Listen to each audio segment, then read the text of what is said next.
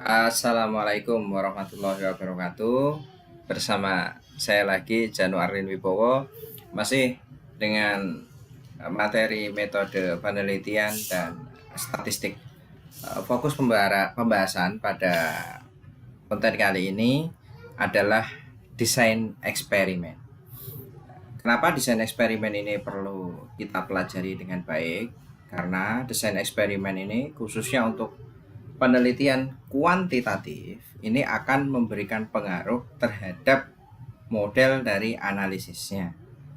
Kita biasa misal kita menggunakan analisis varian, nanti kita akan menentukan nanti hubungan antar variansinya itu berdasarkan desain eksperimennya itu seperti apa. Selain itu, desain eksperimen ini nanti juga akan berpengaruh pada penelitian yang akan kita lakukan. Misal kita subjeknya siapa, perlakuannya seperti apa, kombinasi dari perlakuan dan subjek itu akan seperti apa. Itulah nanti yang akan kita pelajari atau kita pertimbangkan dalam desain eksperimen kita. Nah, desain eksperimen kita itu akan kita pelajari saat ini itu ada beberapa. Ini yang pertama adalah desain acak lengkap. Desain acak lengkap itu adalah desain yang paling sederhana. Jadi di atas ini ada taraf perlakuan. Jadi ketika kita melakukan suatu riset eksperimen, kita biasanya mengkombinasikan beberapa perlakuan. Dalam riset-riset kesehatan biasanya misal perlakuan itu adalah dosis 1, dosis 2, dosis 3, dosis 4. Atau misal juga kita bisa contoh dalam misal pertanian bisa berhubungan dengan dosis juga, tapi dosis pemakaian pupuk. Dalam riset sosial science seperti pendidikan, taraf perlakuan bisa dengan metode-metode yang lain, misal seperti metode pembelajaran untuk siswa gitu, yang satu menggunakan metode A, yang dua menggunakan metode B, metode C, dan metode D. Nah, itu A ini adalah taraf perlakuannya. Selanjutnya yang di bawahnya ini adalah subjek. Jadi subjek pada setiap perlakuan itu berbeda. Nah, ini kita baca di sini adalah R1, R2, R3, R4, R5 di kelompok A1, R6, R7, R8, R9, R10 itu di kelompok A2, R11, R12, R13, R14, R15 itu di kelompok A3, R16, R17, R18, R19, R20 itu ada di kelompok 4. Jadi masing-masing kelompok itu dia itu subjeknya berbeda. Jadi misal kalau kita misal tentang penelitian pertanian. Nah, kita kan nanti misal pertanian dan peternakan. Sapi A itu kita beri makanan dengan suplemen A1 itu kelompoknya. Nah, sapi A1, A2, A3, A4, A5 itu sapi dengan suplemen A. Sapi B1, B2, B3, B4, B5 itu dengan suplemen B. Jadi ada 10 sapi yang terlibat dalam riset tersebut yang terbagi menjadi 2 kelompok, masing-masing kelompok 5. Nah, ini adalah desain acak lengkap. Contohnya seperti itu. Selanjutnya kita membahas tentang desain blok acak. Ada sedikit berbeda dengan desain blok acak. Itu di sini ada sedikit perubahan, yaitu ketika di acak lengkap itu di sini subjek, di sini menjadi blok. Nah, taraf perlakuan ada di sini. Nah, datanya menjadi B1, B2, B3, B4, B5 dan seterusnya. Nah, ini adalah contoh dari blok acak. Oke. Jadi ini taraf perlakuannya ada A1, A2, A3. Apa yang membedakan antara desain acak lengkap dan desain blok acak? Desain blok acak itu dia subjek yang ada di kelompok A1 itu sama dengan subjek yang ada di kelompok 2 sama ada di subjek yang di kelompok 3 sama dengan subjek yang ada di kelompok 4. Cuma mereka itu diberikan perlakuan yang bervariasi. Jadi ada beberapa perlakuan dalam satu subjek gitu. Kita contoh misal gini. Suatu desain yang paling mudah mungkin akan saya contohkan adanya desain pretest dan posttest. Nah, misal kita dalam suatu proses pembelajaran itu kita diberikan pretest, 10 orang diberikan pretest. Nah, setelah itu diberikan perlakuan tertentu, misal dengan metode pembelajaran khusus, kemudian diberikan posttest. Nah, itu orangnya sama, diberikan perlakuan yang berbeda dengan menghasilkan nilai yang berbeda juga. Nah, ini blok acak. Ada contoh lagi di sini, contoh datanya. Nah, ini kita bisa perhatikan taraf perlakuannya di sini ada 3, A1, A2, A3. Nah, dia subjeknya sama, mulai dari S1 ini subjek ke-1 sampai dengan S12 itu subjek ke-12. Nah, dia menghasilkan nilai demikian. Nilai ini nilai dari satu orang. Misalnya ini nilai S1 dengan perlakuan A1 15. Di sini nilai S1 dari perlakuan A2 adalah 12. Di sini adalah nilai S1 dengan perlakuan A3 adalah 11. Nah, jadi seperti itu. Itu konsep desain blok acak. Selanjutnya kita akan membahas tentang desain berikutnya, yaitu desain bujur sangkar Latin. Mohon maaf, desain bujur sangkar Latin. Nah, desain bujur sangkar Latin ini agak sedikit lebih rumit. Kenapa lebih rumit? Karena dia sudah mulai melibatkan beberapa variabel, mungkin variabel subjeknya dan variabel perlakuannya. Nah, di sini kita melihat ada 4 simbol.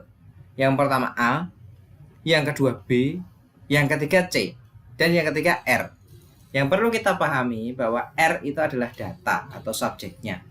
A itu di sini adalah taraf intervensi kedisiplinan, dicontohkan. Tapi itu hanya variabel, bisa kita ganti dengan hal lain.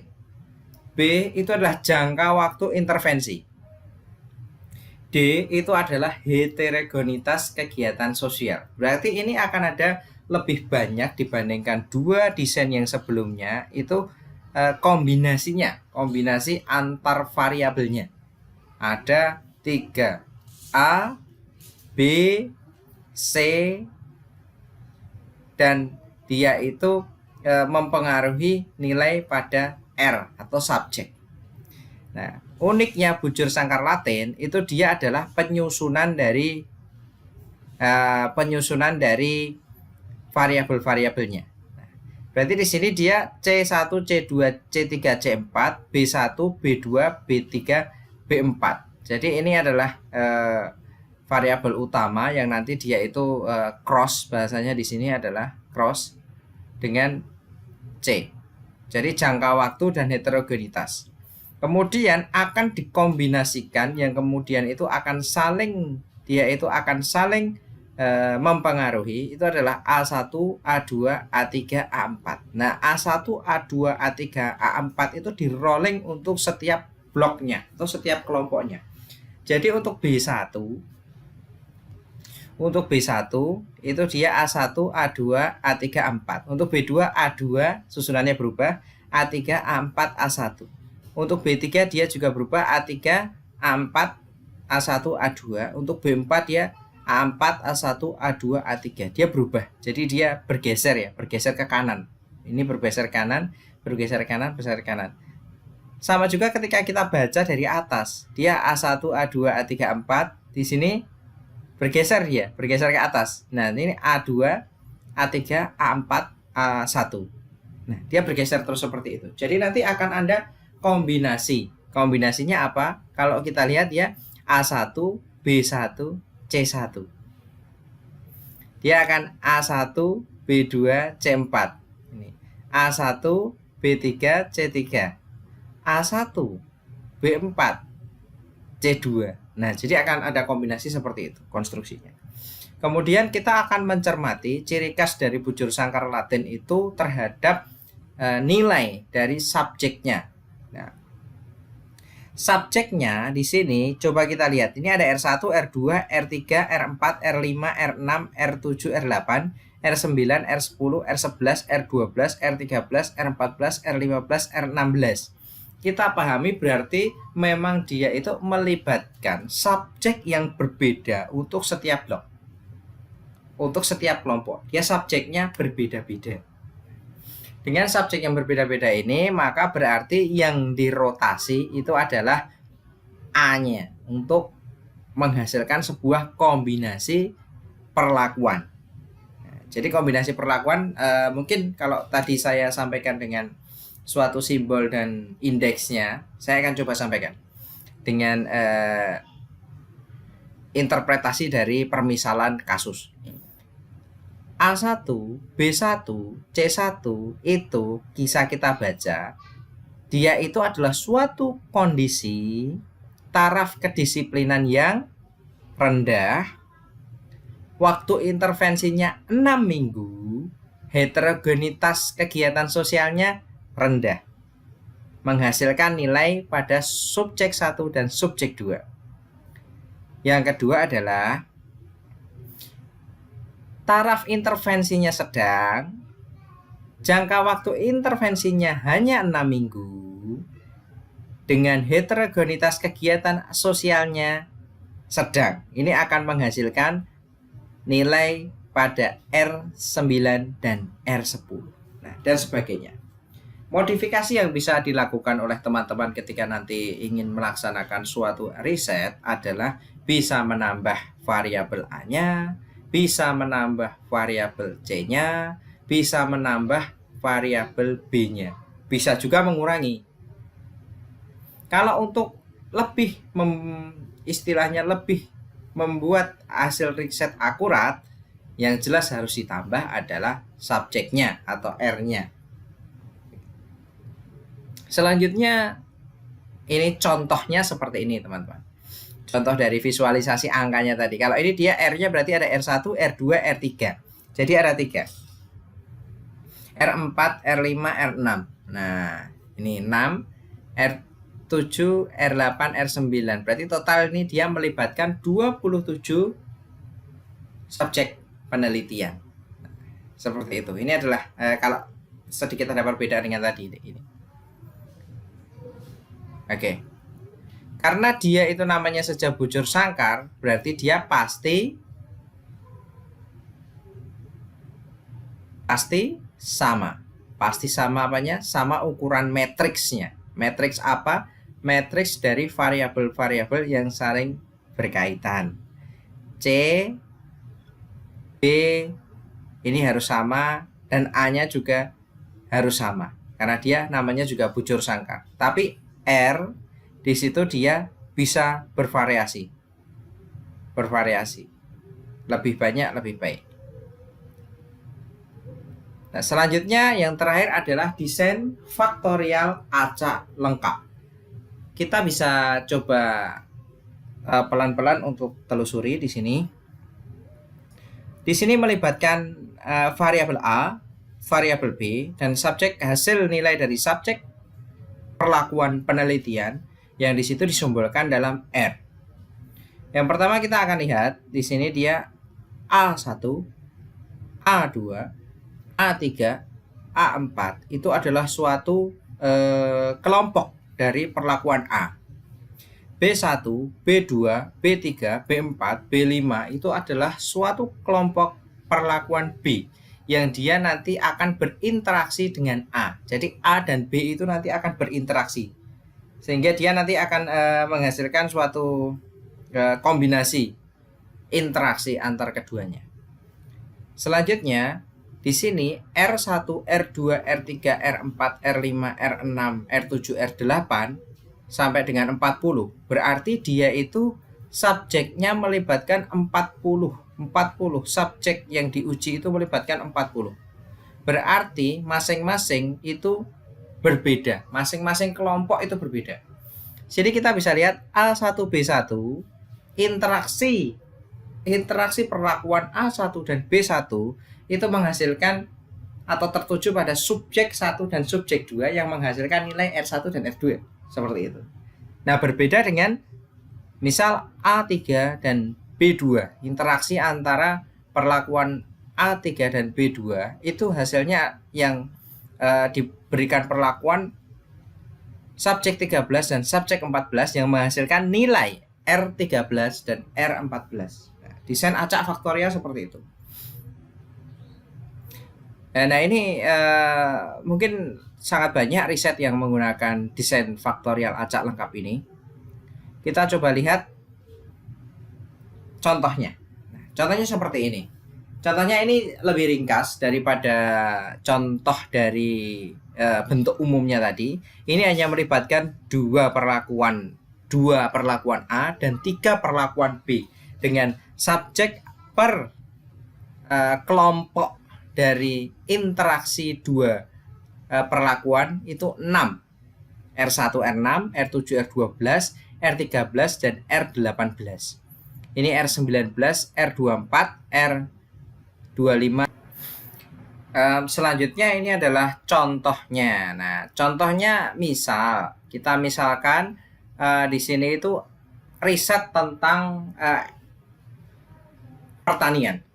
Misal kita katakanlah bagaimana pengaruh tanaman cabai dengan media tanam tertentu yang dikombinasikan dengan pupuk tertentu. Jadi seperti ini.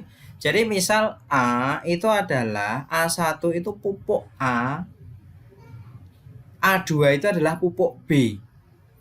Nah, terus selanjutnya B itu adalah media tanam B1, B2 itu media tanam B2, B3 itu media tanam B3. Dari situ maka media tanam B1 yang dia itu dihubungkan atau diinteraksikan dengan pupuk A1 itu menghasilkan data demikian. Nah, ini data cabainya. Misal ini tinggi cabainya, misalkan tinggi tanaman cabainya. Untuk data yang sebelahnya itu adalah tanaman cabai yang ditanam pada media B1 dengan pupuk A2. Hasilnya itu ini interaksi antar media tanam B1 dan pupuk A2. Demikian pula pada B.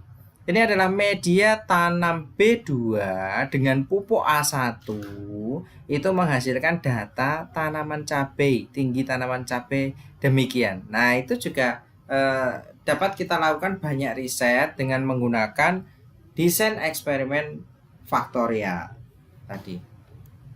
Faktorial acak lengkap. Sekian sharing tentang desain eksperimen.